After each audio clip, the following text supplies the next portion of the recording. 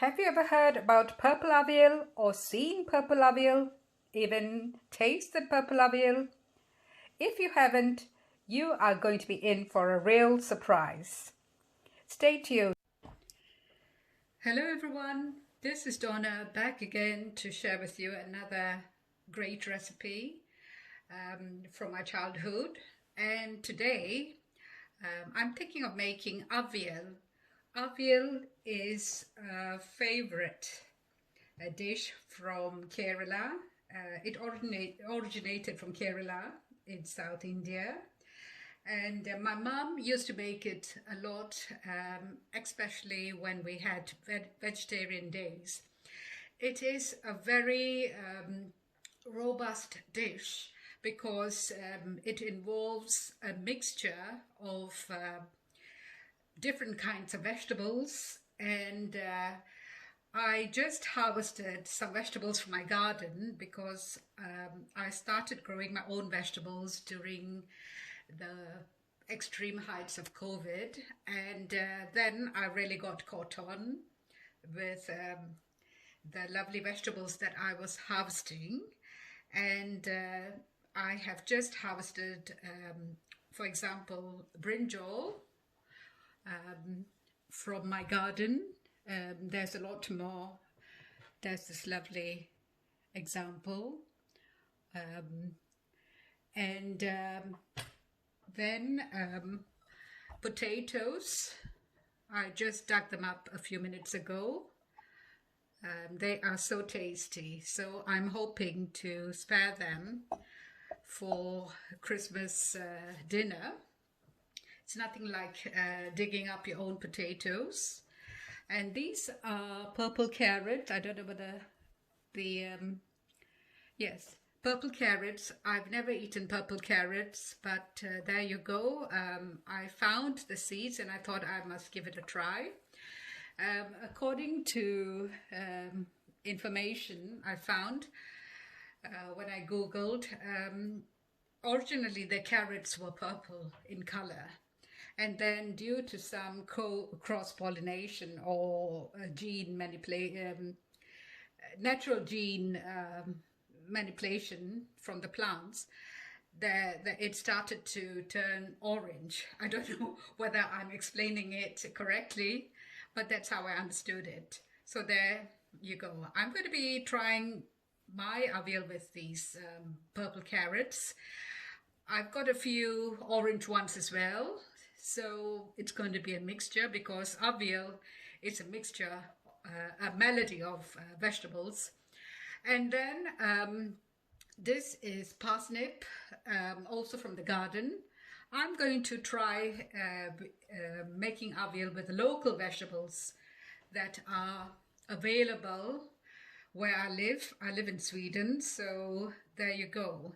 And this is another variety of aubergine or brinjal. So I may combine the two sorts of brinjal. And I've got squash also from the garden, so that's also going in. And then pumpkin. I tried growing pumpkin, but the weather was too dry and it didn't really work, or I got fed up with the leaves because it kept blooming and then dropping the fruit, probably due to pollination. So I bought this pumpkin bit and okra as well. Okra is a bit tricky because some people don't like the slimy texture of okra, so you can skip it totally if you're one of them. And then paprika as well, also from my garden. Beautiful paprika. They're not as big as the ones that you get from the shop, but believe me, it's packed with flavor. So one of this is like 2 or 3 of the huge big ones that you buy from the supermarkets. And then lovely tomatoes. They're still ripening. I must show you this. In fact, it looked like aubergine. This lovely tomato, I just picked it from my garden, and I'll probably make a salad with it, but isn't it lovely? So Yes, there is so much you can do if you're growing your own vegetables.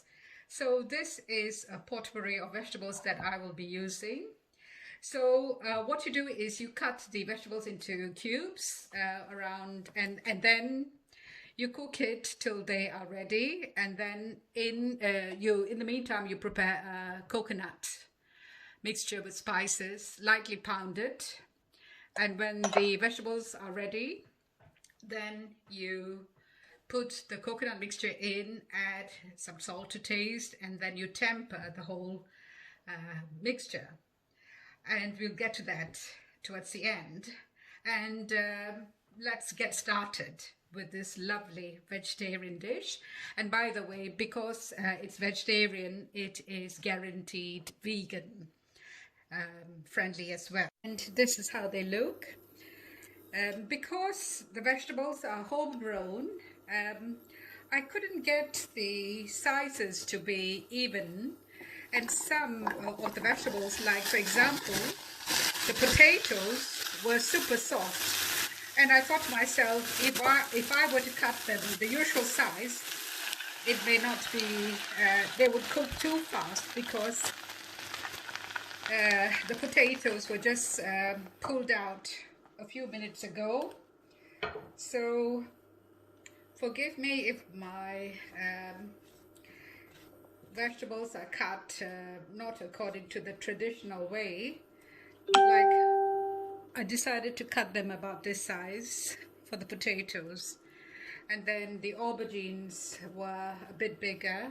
So have a feel and check how the vegetables feel when you're cutting them, and if they are hard and they need a longer time, then make them smaller. Like the carrot, the purple carrot, I'm not really used to purple carrots, so I cut them really small, and so on. So this is a bit tricky. So I don't know if I'm going to be able to cook this dish in the way that my mom used to make it, but I'm going to give it a try. So I know there are going to be a lot of comments eventually, but hey, this is all done lightheartedly, and we're all learning as we go along. I'm going to add a bit of salt, about 1 teaspoon, maybe 1.5, because there are a lot of vegetables in this skillet. And I'm also going to add some chopped onions in this mixture to cook along.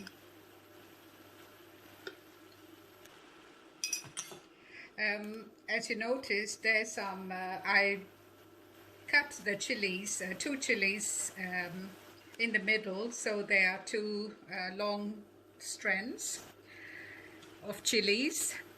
And I'm also going to add the tomatoes. It will give a really good flavor. Tomatoes, I don't think was included in the avial traditionally, not when my mother was cooking it. Eventually she did add towards her later days. Bless her soul, she's no longer with us, but she was a really good cook and taught you know, the members of my family a lot with her cooking. And she used to have lots of parties, or people just turned up because of the cooking and expected, you know, to join us for the meals that we were having. So those were really fond memories, and people do talk about those lovely times even now.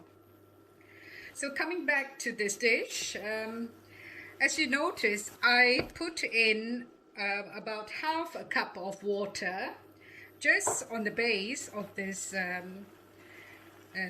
this cooking utensil. You don't want to add too much of water all the way to the top, because the vegetables will eventually be